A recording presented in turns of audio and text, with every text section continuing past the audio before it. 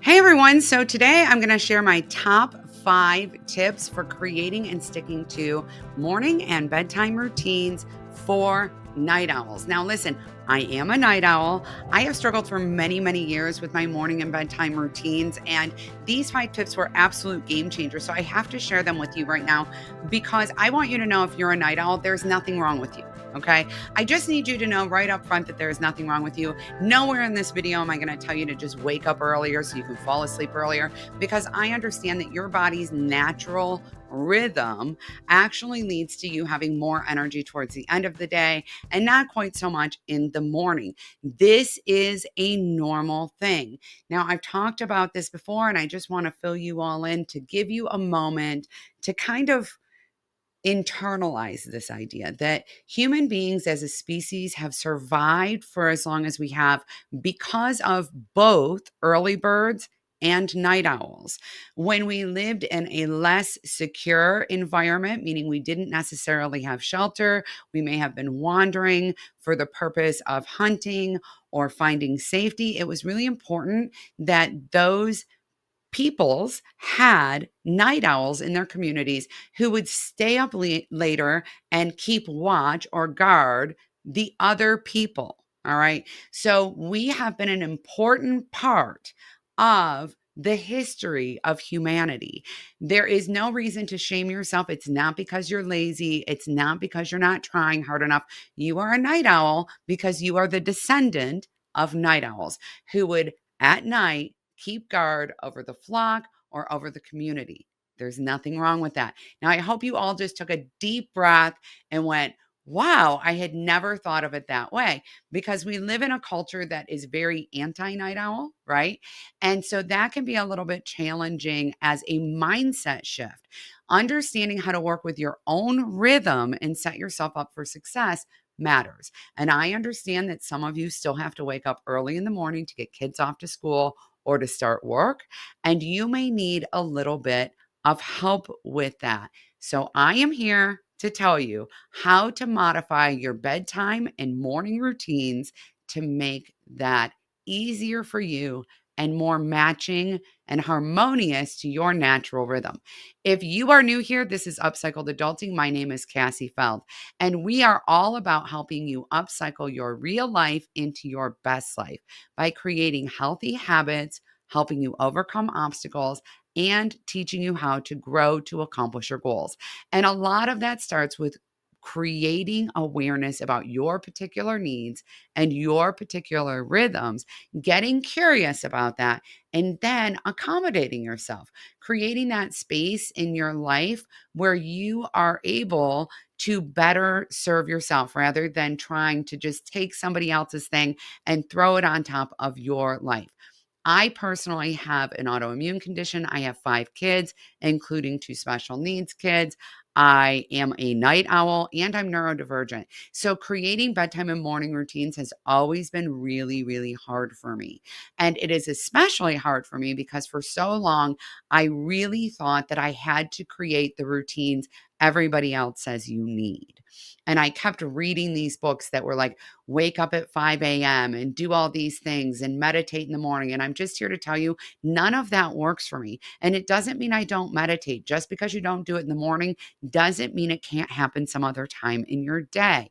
Giving yourself the grace and the space to acknowledge where you're at and what you need matters most, because let's face it, having a bedtime routine that sets us up for a good night's sleep and a morning routine that kicks off our day well is what matters most. So, here are my 5 top tips after many years of struggling with this that I know will help you, another night owl, create a great bedtime and morning routine. One is remember to stop what you're doing to start your bedtime routine. So, if you are anything like me, you probably have more energy in the evening and you start doing things in the evening. Now, that could be anything from you start working. I a lot of times work or clean in the evening. I like to binge Netflix in the evening because I need that downtime to myself.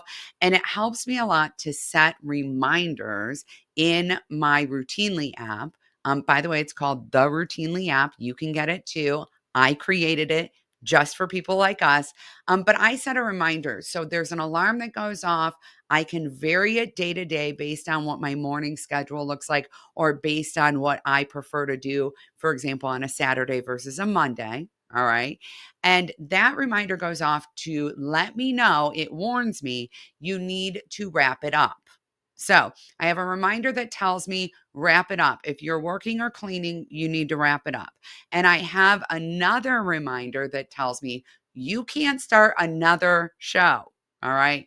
No starting another show once that reminder goes off. I can finish the show I'm watching, even if I just started it 5 minutes ago, but I cannot start another one. Now, the way I can figured out the time to set this reminder for is that I went from my bedtime knowing how much sleep I need. I need about 8 hours of sleep in the summer, about 8.5 in the winter. That's, by the way, not uncommon. And so I set it up knowing how much sleep I need. I figured out my bedtime routine takes 45 minutes to an hour. A show is about 40 minutes. And that means that I need to set that alarm to go off about an hour and 40 minutes before I actually want to be in bed. Right? Because then it gives me time to finish a show, even if I've just started it, and to do my bedtime routine and still get in bed in time. Some of you are thinking, but what if you started the show a half an hour ago and you only have 10 minutes left? That's okay. Usually, what I do there is I add a little bit to my rest part of my bedtime routine, which we're getting ready to talk about. And I actually go to bed a little earlier, or I go to bed at the same time because I just read a little more. I do something on that end a little bit more. Um, for work, I know I need to stop working an hour before that. Yes. Because otherwise I will be all in work brain. I'll be so excited. I'll be planning my YouTube for next week and I will not sleep. So set the reminders that you need, not the reminder you need to start your routine, but the reminder that you need to wrap it up with whatever you're doing. I have tried before to set reminders to start my routine. And the problem with that is that it's hard for me to stop something if I don't feel like it's completed. So I actually need that little reminder to let me know that I need to wrap it up and put it away, right? So I can tie it all off. You might be the same way. That is something that is very prominent with people who are neurodivergent. And so you may have that same thing, which, by the way, doesn't mean you are neurodivergent, but you might have that little facet of your personality as well. Number two is to use the Upcycled Adulting reset and rest model. Now, this is a model I created. I created this for myself. This is exclusive to Upcycled Adulting. So you won't hear it anywhere else. So you may want to take a couple notes here. All right. The reset and rest model is the best model for bedtime routine. You can also call it R&R, which I think is super cute, but it just happened that way. What you want to do is reset. So that means go through your planner or your to-do list, update whatever you need to update, tidy up your house. I do a tidy time every single evening. Start your dishwasher. Any active things you need to do, you want to do that at the beginning of your bedtime routine. Now, when I transition from reset to rest, I journal. And so what I do in that window, and by the way, you can leave your TV on if you want. You can be doing whatever you want in the background while you're doing your reset portion. So sometimes I will actually start my reset portion while I still have my show on because I have a hard time just watching a show by itself. But if you like to pay attention to the show, turn it off, start your reset. What I do to transition from reset to rest is I do a brain dump first, where I get out a piece of paper, I write down everything that's crowding my head. Okay. Whether I'm anxious about something that happened, I'm thinking about a conversation that happened a week ago, I'm wondering if I need to call a plumber, if I can fix my garbage disposal myself. I'm thinking, oh, you need to remember blank. I dump that all out on a piece of paper. I can always go back to that the next day and figure out where things go. Sometimes I'll actually just circle, oh, that's a to-do item. I'm going to throw that into my to-do list now. Then I do my accomplishment and gratitude journals. That transitions me right back into the space of feeling really proud of myself and really positive.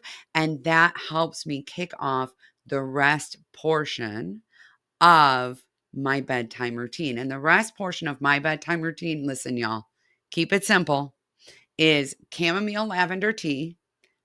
Yes, I like Bigelow brand. Y'all do what you want there. Um, Chamomile lavender tea and a nonfiction book. I tried reading fiction. Reading fiction is really good for you. It's good for stress response and things like that. But I found that I would stay up till like 4 in the morning reading if I was reading fiction and it was a good book and I was really into it. So instead, I read a nonfiction book. I generally get about a chapter done. The one I'm reading right now has really long chapters, like I'm talking 100-page chapters. So I break it up. And that helps me learn something before I go to bed, but it also helps calm me. So I'm not looking at a screen, I'm not engaging with the screen, and I am doing some reading. Now, I do not read in the morning. Listen, y'all, I do not read in the morning. I don't journal in the morning because I'm a night owl. My brain doesn't work that way in the morning, and I give myself a break from that. I do that in my evening routine instead. Now, if you are like, I would love to do that, but this is really hard for me, I just want you to know that I created an inner circle, and in the inner circle, we have a book club where we read a nonfiction book, usually personal development, every single month. Then we have a meeting and we discuss it and we talk about how to make the concepts in the book fit in your real life. Because I don't know, I'm sure I'm not the only one who's read personal development books. And then I'm like, this is a great idea, but I try to do it in my life and it doesn't work. So what we started doing is actually I coach you through how to apply those principles and stick to them inside your real life. So you stop paying for all these books and not really getting lasting results from them. That is an inner circle. I'll put the link below so you can check that out. So, number 3, I'm going to move into morning routines is a wake up warning. Now, I know what everybody has to say about snooze. I've read it too. And I stopped using snooze because I found that I stayed in bed for longer than I intended to because I would just keep hitting the snooze button. But I also know that I need a more gradual transition to wake up. Having an alarm go off and jumping out of bed is not going to work for me. I need a wake up warning. And so the way that I do that is I set my alarm 15 minutes before I need to wake up. It goes off and I turn it off. And then another alarm goes off when I actually need to wake up. This gives me a little bit of time to lay in bed for a minute. If I fall back asleep, it's okay, but I don't have to jump right up. Now, I have a friend of mine who started doing wake up warnings, and she found that it worked best to have 2 alarms, a half hour out and 15 minutes out, and then her actual alarm. That's okay. Setting a couple different alarms intentionally is really, really helpful. You might find that your sweet spot is to set it for 10 minutes before instead of 15 minutes. I want you to be encouraged to play with this a little bit.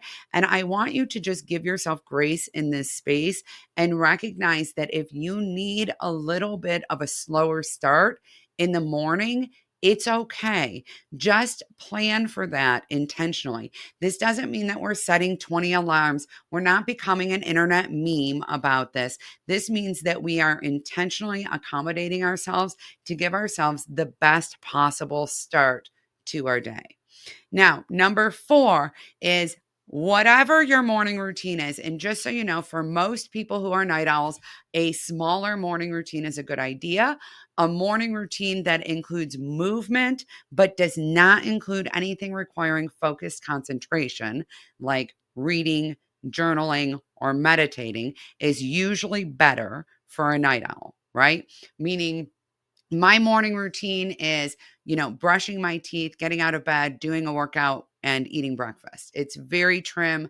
I do not do a lot of brain power things in the morning. And just so you know, that doesn't mean a workout will fit in your morning routine. It fits into mine because I find that when I wake up in the morning, I'm not completely alert. I'm not thinking about what I need to do yet. So if I start a workout, about 20 minutes into my half an hour workout, my brain kicks on and goes, what are we doing? we have other things to do. We don't want to work out this time? Oh no, I don't like this. But by that time, I'm already more than halfway through. So I'm like, I might as well finish it. So it's my brain trick, right? You figure out what works for you. But whatever you do, create a mini morning option.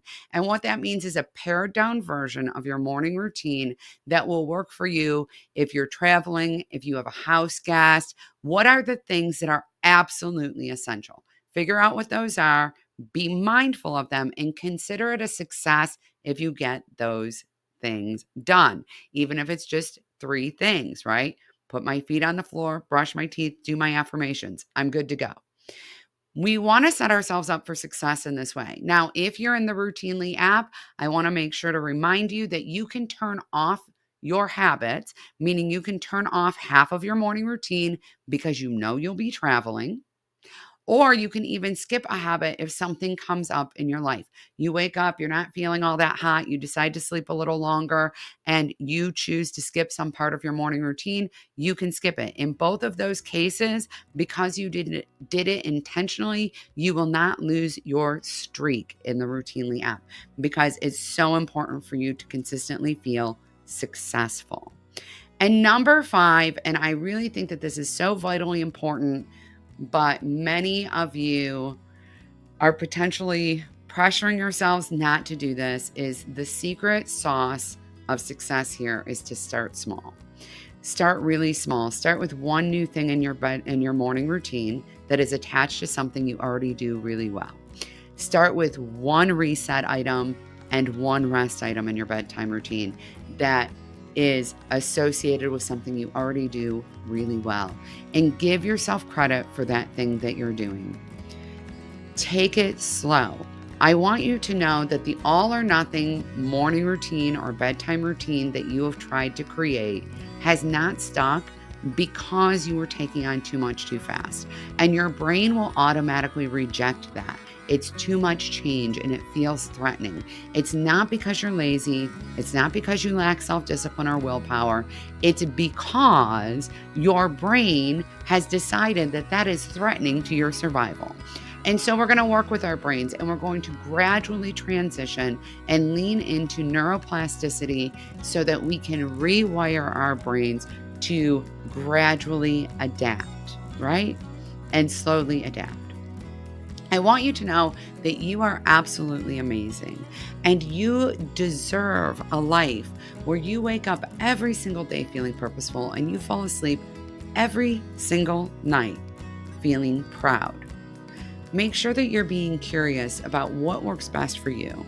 Give up the shame, give up the embarrassment, give it up, and embrace leaning into your own rhythm, accommodating yourself, and supporting yourself in the best possible way you can. I hope to see you all in Inner Circle where we can continue this discussion more. Bye, everyone.